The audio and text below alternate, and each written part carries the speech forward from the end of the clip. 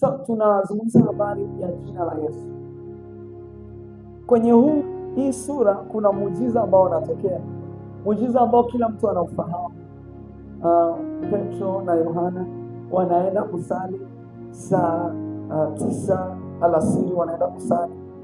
Majira ya kusali ilikuwa naubiri habari za kuomba, ilikuwa kwamba walikuwa na pattern ya kuomba kila siku. That is a good message. Lakini pia wakiwa wanaenda kusali njiani, wanakutana na huyu mtu ambaye alikuwepo pale ni miaka na miaka. Biblia inasema alikuwa ni mtu anayefahamika toka akiwa mdogo, alikuwa na kwa sababu hiyo watu walikuwa wanamweka pale ili apate msaada. They were looking for help, na kila siku walikuwa wanamweka pale kwenye mlango, walikuwa na position strategic. Wanaweza wasifiwe. Kuna siku nilikuwa naona kichekesho fulani ambacho kilikuwa kina mtu anaomba msaada, afu ameandika hapa Wakristo, hapa Waislamu. Strategically anataka kuwakompea, sababu anajua mtu akija kanisani anampenda Mungu, ana hofu ya Mungu, atanisaidia. So huyu mtu alikuwa positioned pale, naamini alikuwepo hata wakati wa Yesu.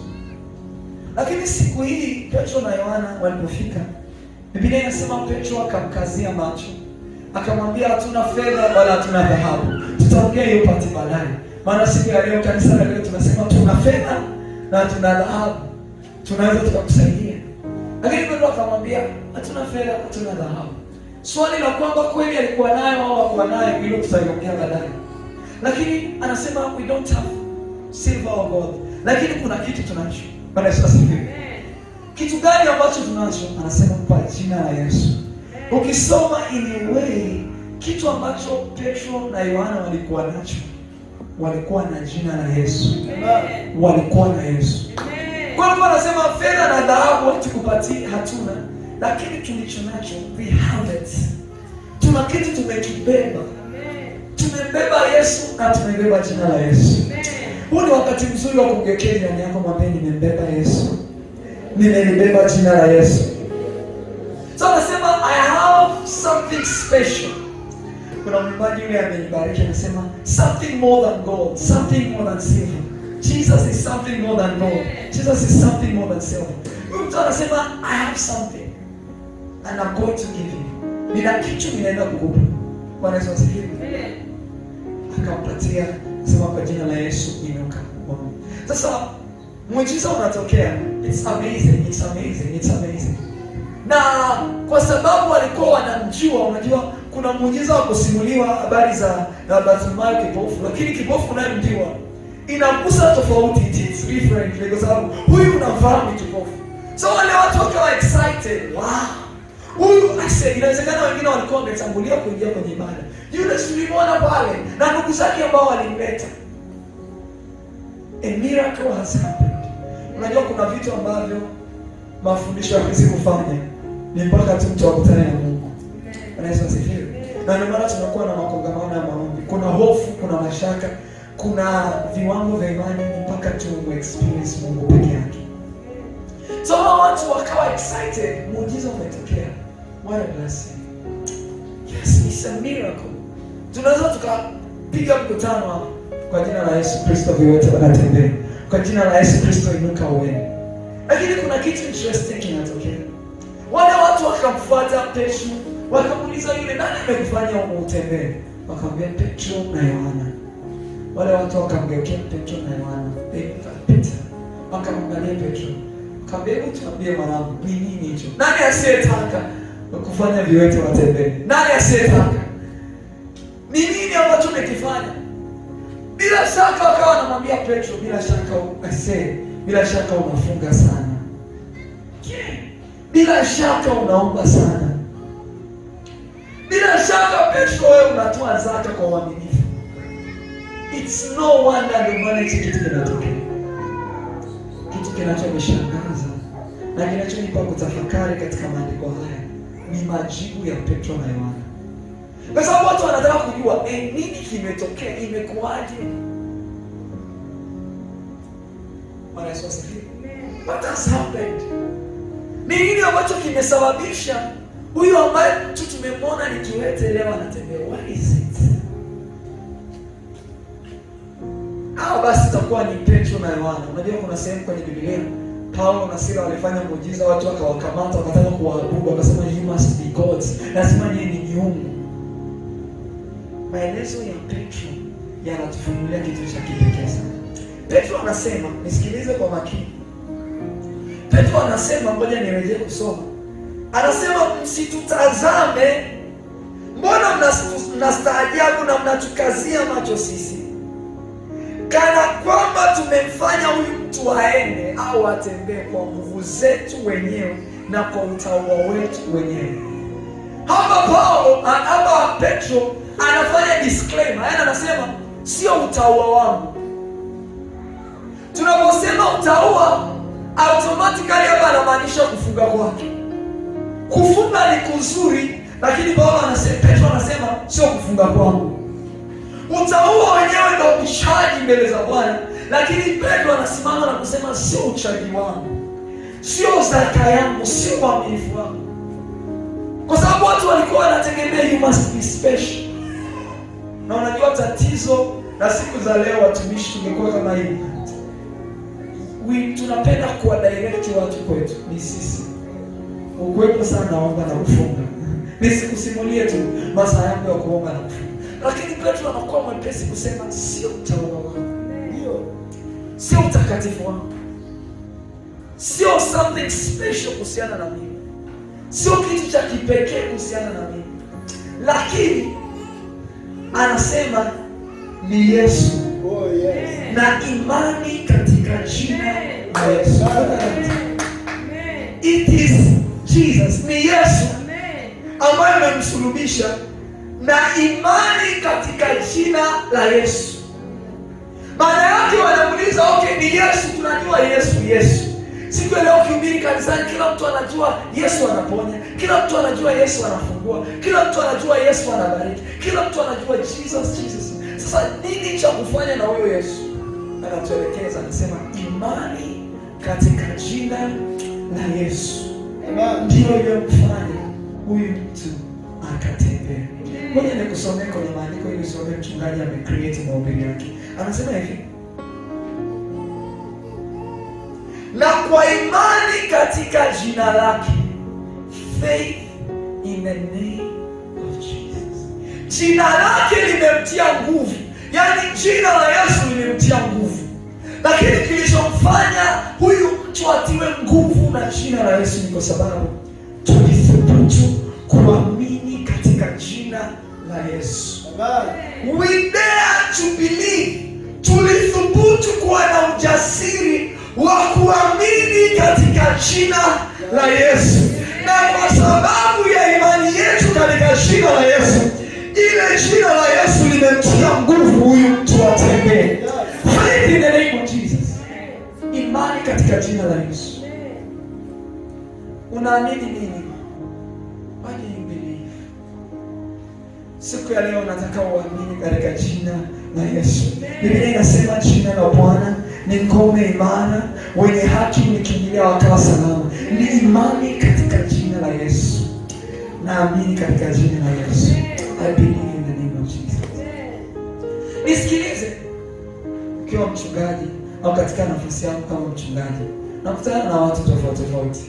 Wananielezea changamoto tofauti. Wakati mwingine unawaza hawatatokaje? How will they ever make it? Wataponaje? Lakini nimekuja kugundua, tukimwamini Yesu, imani katika jina la Yesu, faith in the name of Jesus. Ninaweza nikakuangalia siku ya leo, sijui unapitia nini, na ninakubaliana na wewe kusema mchungaji, uelewi hali yangu. Mchungaji, uelewi jitihada nimefanya, uelewi bidii nilionayo, uelewi namna ambavyo tayari nimeshateseka. It's true, I don't understand, lakini ninamjua Yesu. Na nina imani katika jina la Yesu. Nina imani katika jina la Yesu. Na kwa sababu ninamjua Yesu na nina imani katika jina la Yesu, ninaweza nikakuangalia asubuhi ya leo nikakwambia kesho yako ni bora kuliko jana yako. Ninaweza nikakwambia kwa imani utainuka zaidi na zaidi. Ninaweza nikakwambia kwa imani utayafikia yale maono ya kimungu. Sio kwa utaua wetu. Kuna watu wengi Shida ya dini inatufanya tujiangalie sisi. Halo, unajiangalia wewe. Kabla hujaomba unajiangalia wewe. Kwa nini Mungu anisikilize hivi? Kabla hujamwombea huyo mtu unaanza hili pepo litoke kweli kweli. Kwa nini litoke? Alafu kwa nini litoke? Yaani kwamba nitanisikiliza Mungu litoke. Why? We are always looking at us. Sio kama kuna mtu ananielewa. Na hiyo ndio sababu umekata tamaa. Hiyo ndio sababu hauna tumaini. Kwa sababu unaangalia wewe. Hiyo ndio tunatia. Lakini siku ya leo ninataka uache kujiangalia wewe. Oh yes. Mwangalie Yesu. Amen. Look at Jesus and live. Tazame uishi. Anasema yule atakayemtazama nyoka wa shamba. Sio anaangalia nyoka yule anayemata. Sio anaangalia ile changamoto anayokutana nayo. Lakini anayemwangalia yule nyoka wa shamba. As you look at Jesus, unapomwangalia Yesu, unapoamini katika jina la Yesu, ndivyo ambavyo unapiga hatua kutoka hapo ulipo. Tazama ishi sasa, umtazama yeye. Oh, amenena mwenyewe, haleluya, utaishi ukitazama. Tazama, ishi sasa,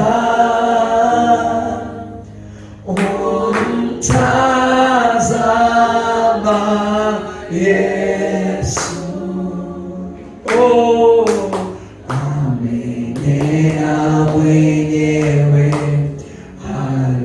haleluya, utaishi ukitazama. Nikwambie kwa nini unazama. Ni kama Petro alipoanza kuangalia yale mawimbi. Ni kama Petro alipoanza kuangalia yale mawimbi yalipokuwa yanakuja. Zile changamoto unapoziangalia ndivyo ambavyo unazama. Siku ya leo inua macho yako mtazame Yesu. Inua macho yako mtazame Yesu. Inua macho yako mtazame Yesu. Utatoka kwenye hicho kilindi cha mawazo na stress wakati Jesus. Nimeshakufundisha, nataka niambie tena kukuelekeza. Sababu ya tumaini letu ni Yesu. That is the reason. Tofauti ya wahamasishaji wanaohamasisha watu mambo yatakuwa mazuri, tofauti yao na sisi ni Yesu. Sisi tunamwangalia Yesu. Hello. Hello. As you look at him, you will live. Sababu mtazama, hautakata tamaa kwa sababu najua hata katikati ya maji mengi najua atanivusha. Yeye ni mwaminifu. Wewe nikueleze kitu kimoja. Quickly you understand. Nataka nikuonyeshe hekima ya Mungu. Yesu, actually tulicho nacho ni Yesu na jina lake. Hekima ya Mungu ni Yesu Kristo. Wewe nitoe mfano, alafu tanielewa. Niangalie. Wote ninyi mnafahamu mchungaji. Unafahamu ana nini? Unafahamu dele mchungaji, unafahamu mke wa mchungaji, unafahamu watoto wa mchungaji, unafahamu wakati mwingine unapokutana na watu mchungaji ana hela anaweza kukusaidia. Wakati mwingine kweli mara nyingi Mungu ananiweka kwenye position anaweza kukusaidia. Wengine wakimwangalia wanasema kazi. Unaona mchungaji anaweza kanipa opportunity ya kazi, which is very true. Tunaweza nikakuconnect, nikakusemea vizuri kwa HR, akakupa kazi au ninaweza nikakuajiri. It's possible, all that is possible. Lakini ukiambiwa uchukue kitu kimoja kutoka kwenye maisha ya mchungaji, utachukua nini? What will you take? Kuna mtu anasema mchungaji, nipe gari yako tu. Just give me your car. Mchungaji, nipe nini? Ukinipa gari mimi I'll be fine. Kuna mtu mwingine sana anasema mchungaji, yaani mimi ningempata tu mama mchungaji.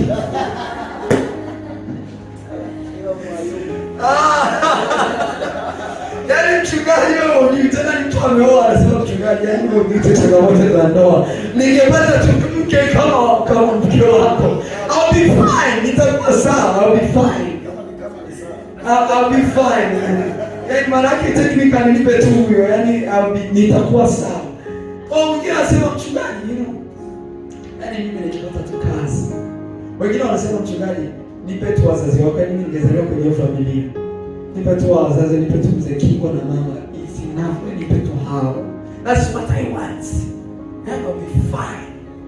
Wewe mchungaji, ungekuwa hiyo kazi unanipa mshahara wako, mimi ndo ningekuwa napata.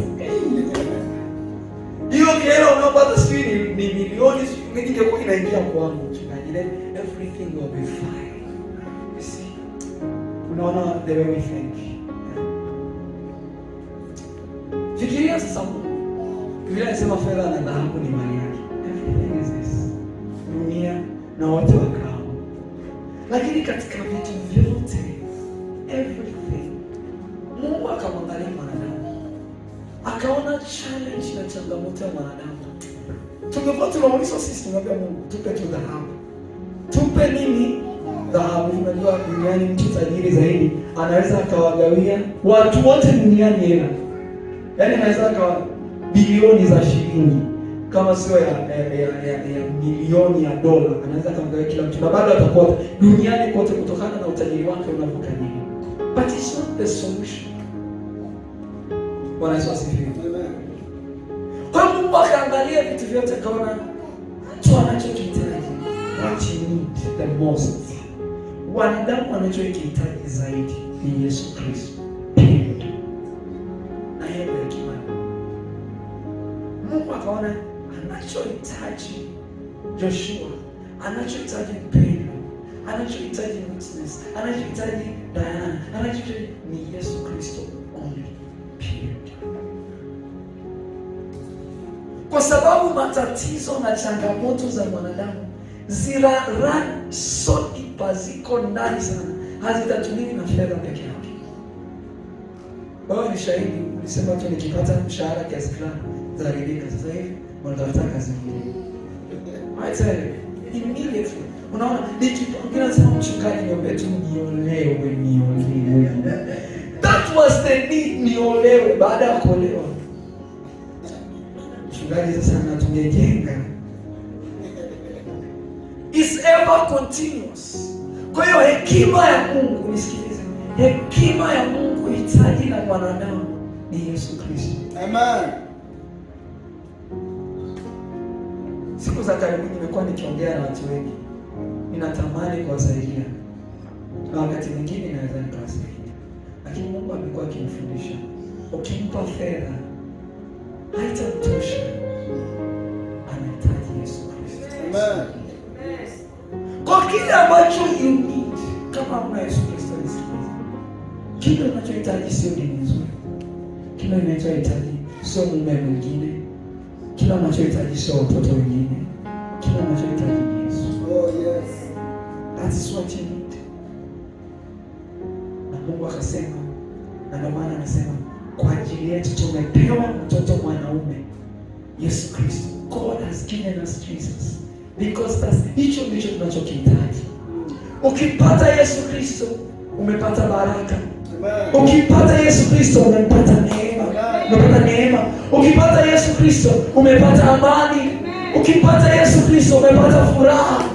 Ukipata Yesu Kristo, umepata tumaini na utaweza kutoka hapo ulipo. Na ndio maana siku hizi watu wakija na waangalia nawaambia, naweza nikakuongoza sana katika kumpata Yesu. Alafu ninaweza nikaomba pamoja na wewe. Hicho ndio kitu kikubwa. Kwa sababu ukiwa na nisikilize mtu mmoja mwenyewe. Ukiwa na Yesu Kristo, haijalishi uko kwenye shimo gani, yeye ni nuru ya ulimwengu. Akija litaa imeingia, ni nuru imeingia, ataongoza watu wazako, utatoka hapo ulipo, utajikuta uko kwenye sehemu salama. Utajikuta umetoka kwenye utelezi umesimama juu ya mwamba. Utajikuta umetoka kwenye shimo umesimama palipo na nafasi. That is what you need, Jesus. Kwa hiyo ukiambia mchungaji, nilikwambia uchague kwenye maisha yangu, usichague mke wangu, utanirudishia baada ya mwezi. Usiniambie mchungaji, na nichukue gari yako, ukiharibika utanirudishia. You return it to me haraka. Lakini I tell you, you have to get Jesus. Oh yes. Bwana Yesu asifiwe. Kwa hiyo hekima ya Mungu kwa mwanadamu, alipotuangalia akatuangalia akasema Jesus, Jesus, Jesus, Jesus. Bwana Yesu asifiwe. Na Biblia inasema akamtuma Yesu kwa ajili yetu. Kwa hiyo jawabu ya Mungu au hekima ya Mungu kwa ajili ya uchumi ulioharibika ni Yesu Kristo. Yesu akiingia anaanza kukutengeneza wewe, anatengeneza na uchumi wako. Jawabu ya Yesu Kristo kwa habari ya magonjwa unapoumwa ni Yesu Kristo. Ukipata Yesu Kristo unapata uzima wa milele. You get an everlasting life. Jawabu la Yesu Kristo kwa habari ya changamoto za familia, unanisikiliza, ni Yesu Kristo. Akiingia anaanza kukubadilisha wewe, anabadilisha na mwenzi wako, analeta na amani na furaha. Jawabu la Yesu Kristo kwa ulimwengu na kwa Tanzania ni Jesus. Nisikilize. Wafilipi sura ya 1 mstari wa 6. Paulo anasema, ninajua mnapitia kipindi kigumu. Ninajua ndio mmeanza imani yenu. Lakini ninajua yeye aliyeanzisha kazi njema mioyoni mwenu anaweza kuitimiza. Yeye aliyeanzisha. Look at me, niangalie. Nina uhakika yeye aliyeanzisha, Yesu Kristo, Jesus, yeye aliyeanzisha kazi nzuri moyoni mwako anaweza kuikamilisha. Kwa hiyo imani yangu kwako sio uwezo wako. Nisikilize, nidhamu ni nzuri na ni muhimu, lakini Yesu ndio jawabu. Yesu ndio utoshelevu. Unaweza ukaamua nitafanya hivi, lakini mabadiliko ya kweli ni Yesu Kristo. Nisikilize, malengo ni mazuri kuwa nayo na tunakuhubiri kanisani kuwa na malengo, lakini Yesu Kristo ndio utoshelevu. Yesu Kristo ndio nguvu ya kukusaidia. Watu ni muhimu, aiteni, usidharau watu. Mungu anaweza kuleta watu watakaobadilisha maisha yako kwenye maisha yako. Hatima yetu, watu wanahusika kwenye maisha yetu, lakini pamoja na hayo Yesu Kristo ana nafasi ya kipekee. Sio, kuna mtu ananielewa?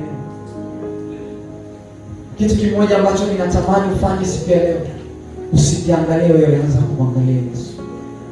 Usiangalie watu, anza kumwangalia Yesu.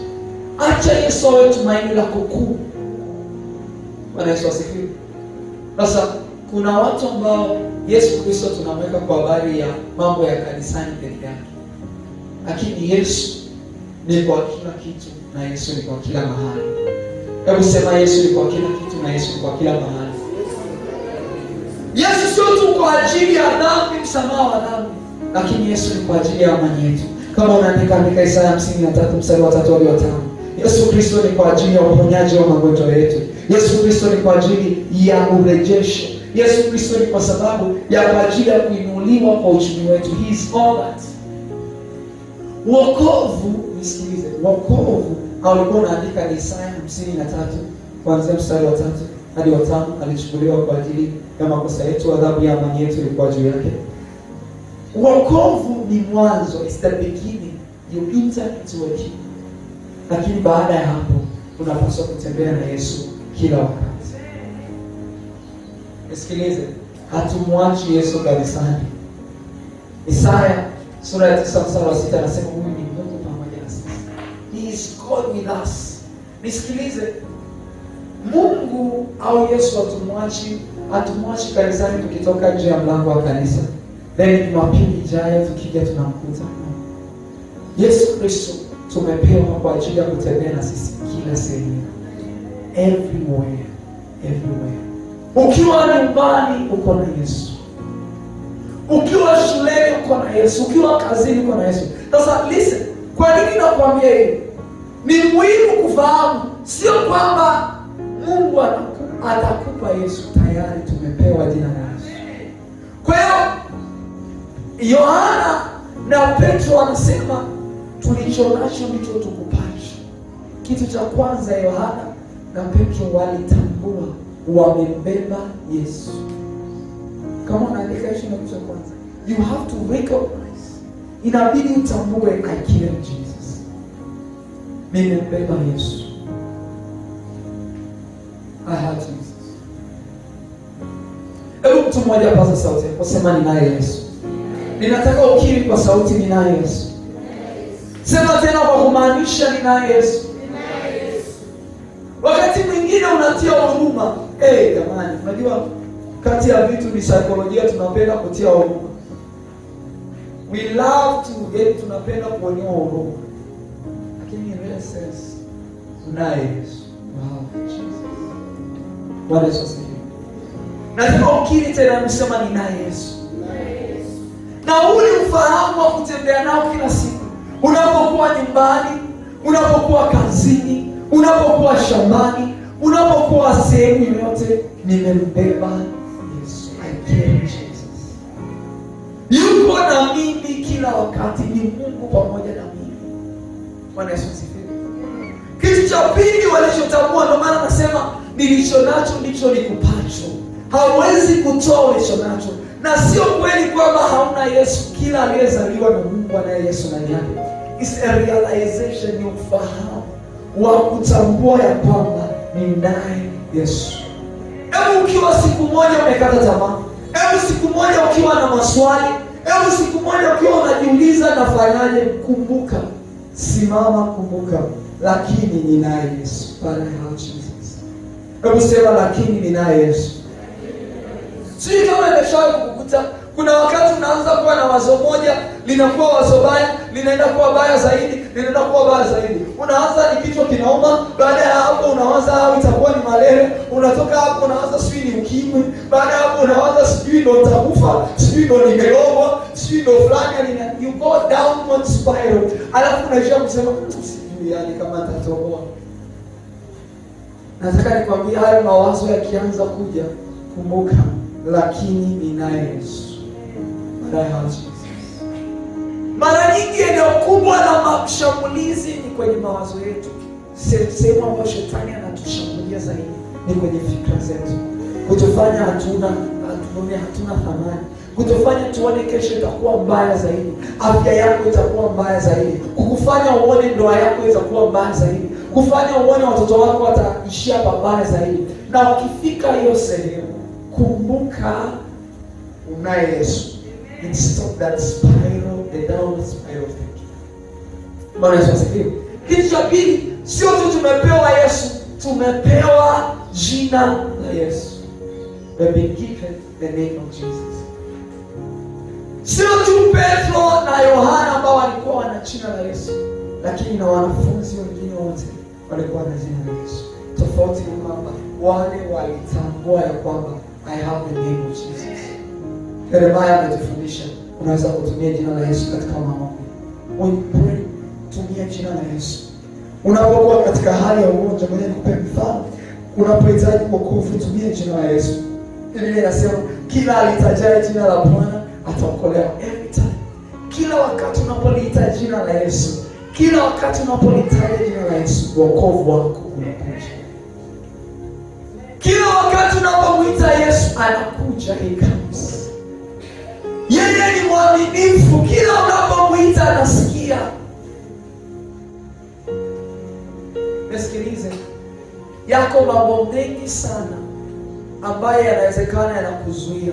Ziko sababu nyingi sana za kwa nini hautapiga hatua, lakini sababu moja kubwa ya kwa nini utaendelea ni kwa sababu ya Yesu Kristo. I have Jesus. Ninataka ujizoeze kufikiria hivi. Ninataka ujizoeze kuwaza hivi. Ninataka ujizoeze kuona kama sababu kubwa ninaye Yesu. I have Jesus. Siko na mtu ananielewa. Ninaye Yesu. I have Jesus. I have Jesus. I have Jesus. I have Jesus.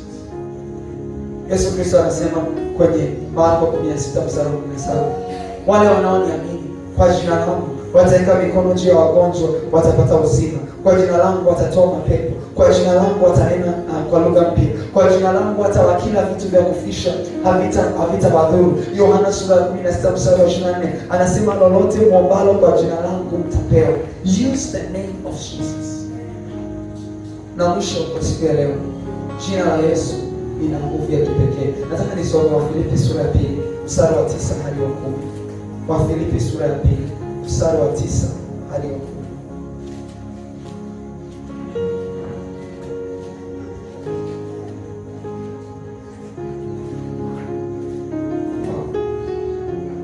Wafilipi sura ya 2 mstari wa 9.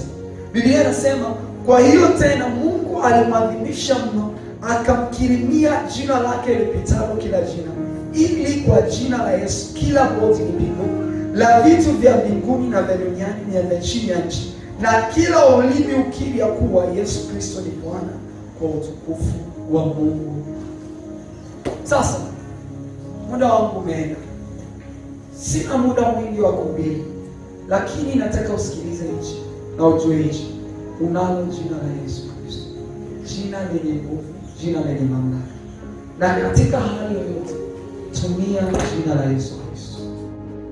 Just use the name of Jesus and you will be safe. Liite jina la Yesu na utakuwa sawa. Mambo mawili. Liite, call on Jesus and you will be safe.